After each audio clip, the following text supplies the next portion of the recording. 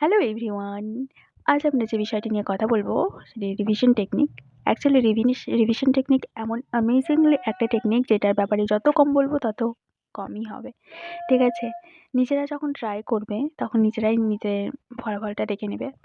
Actually revision technique যেকোনো ইমোশনকে আমাদের life থেকে চিরতরে মুছে ফেলতে খুব তাড়াতাড়ি হেল্প করে। অনেকটা হোপোনোপোনো যেমন হোপোনোপোনো পেয়ার যেমন কাজ করে, হ্যাঁ, হোপোনোপোনো পেয়ার আমাদের যে পেইন সেটাকে হচ্ছে ক্লিন করে দেয়। যেকোনো কিছু ক্লিন করে দেয়। সেটা খুব অ্যামেজিংলি কাজ করে। বাট রিভিশন টেকনিক আমাদের সেই জিনিসটাকে মানে চিরতরে আমাদের লাইফ থেকে মুছে ফেলে।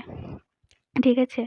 ইনফ্যাক্ট আমরা যে সিচুয়েশনকে যেভাবে চাই সেভাবে আমাদের লাইফে কিন্তু মোল্ড করতে পারি। ঠিক আছে? কেন কি আমাদের থিংকিং, আমাদের যে মাইন্ড, আমাদের যে সাবকনসিয়াস মাইন্ড সেটা ভীষণ পাওয়ারফুল। সেটা আমরা সবাই জানি। কেন কি আমাদের লাইফের 99% কিন্তু কন্ট্রোল যে করে আছে সেটা হচ্ছে সাবকনসিয়াস মাইন্ড। আমরা তার অনুযায়ীই চলছি। কনসিয়াস মাইন্ড জাস্ট একটুখানি আছে। তো বেশিরভাগ সময়টা আমাদের সাবকনসিয়াস মাইন্ডের কন্ট্রোলে আমরা থাকি।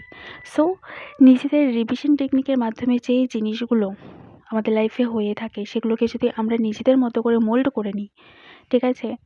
তো সেই জিনিসগুলো খুব সহজেই কিন্তু যেই জিনিসগুলো আমরা দেখতে চাই না, যেই জিনিসগুলো চাই না যে এই জিনিসগুলো কাশ আমার সাথে না হতো, তো সেই জিনিসটাকে তখনই রিভিশন করে দাও যে এই জিনিসটা তো আমার সাথে হয়নি।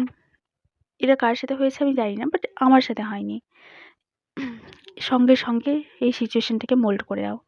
ঠিক আছে? মোল্ড করে দেওয়ার সঙ্গে কী হবে বলো তো? তোমার যে কনসিয়াস মাইন্ড বারবার যে তোমাকে নিজের যে স্টেটটা দেখাবে, সেটাকে যখন তুমি বারবার চেঞ্জ করবে, তখন একটা পর্যায়ে গিয়ে কয়েকবার করার পরে ও বলবে, "না, এটা তো আমার সাথে হয়নি।" কেন কি? আমাদের যে মাইন্ড আছে, সে কিন্তু জানে না কোনটা রিয়েল আর কোনটা রিয়েল না। ঠিক আছে? তো যখন